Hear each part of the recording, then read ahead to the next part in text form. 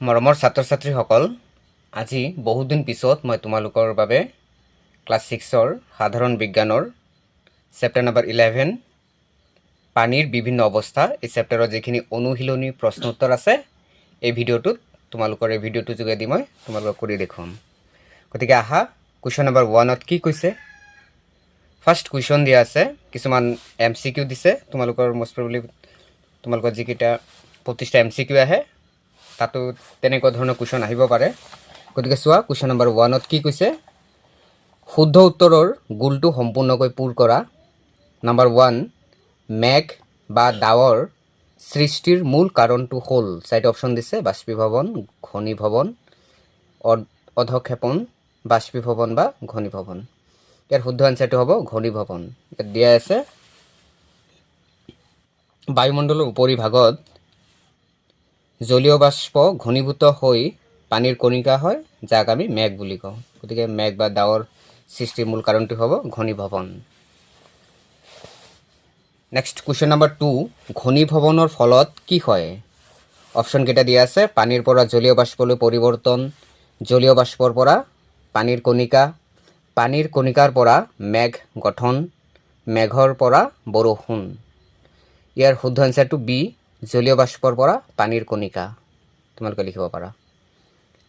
3 number, বাষ্পীভৱনৰ ফলত কি হয়? জলীয় বাষ্পৰ পৰা পানী, পানীৰ পৰা জলীয় বাষ্পলৈ পৰিৱৰ্তন, পানীৰ পৰা বৰফলৈ পৰিৱৰ্তন, পানীৰ কণিকাৰ পৰা মেঘ গঠন। অপশ্যন বি, পানীৰ পৰা জলীয় বাষ্পলৈ পৰিৱৰ্তন। সেইখিনি হয়।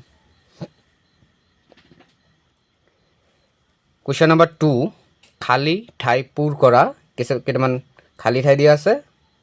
ৰ'দত তিতা কাপোৰ শুকোৱা প্ৰক্ৰিয়াটো হ'ল বাষ্পীভৱন। বাষ্পীভৱনৰ দ্বাৰা তিতা যিবিলাক কাপোৰ থাকে সেইখিনি শুকাই যায়।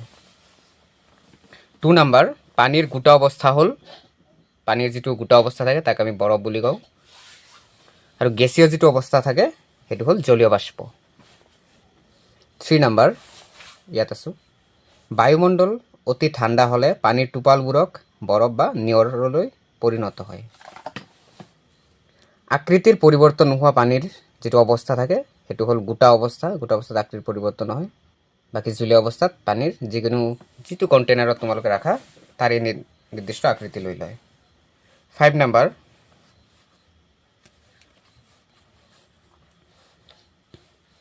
ডেছ প্ৰক্ৰিয়াৰ ফলত নিয়ৰৰ সৃষ্টি হয়, এইটো হ'ব ঘনীভৱন।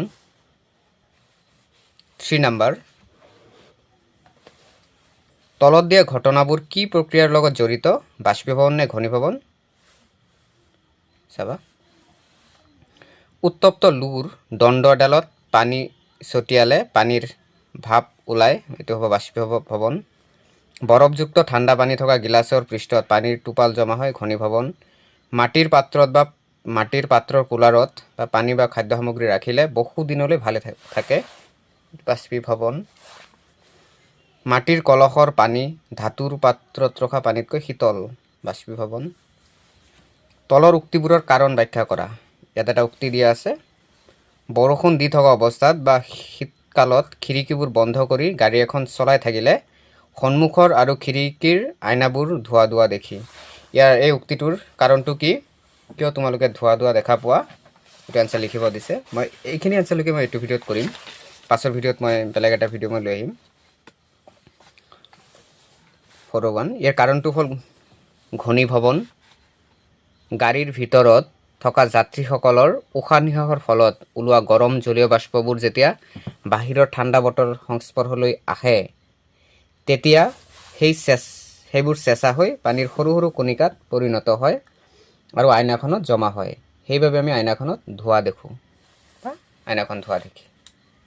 গতিকে এইটো ভিডিঅ'ত ইমানতে সামৰিছোঁ। নেক্সট ভিডিঅ'ত মই বাকী কুৱেশ্যনসমূহ কৰি দেখুৱাম। গতিকে চেনেলটো ছাবস্ক্ৰাইব কৰিবা আৰু তোমালোকৰ ফ্ৰেণ্ড চাৰ্কল থাকিলে শ্বেয়াৰ কৰি দিবা। গতিকে ভিডিঅ'টো শেষলৈকে চোৱাৰ বাবে ধন্যবাদ থাকিল।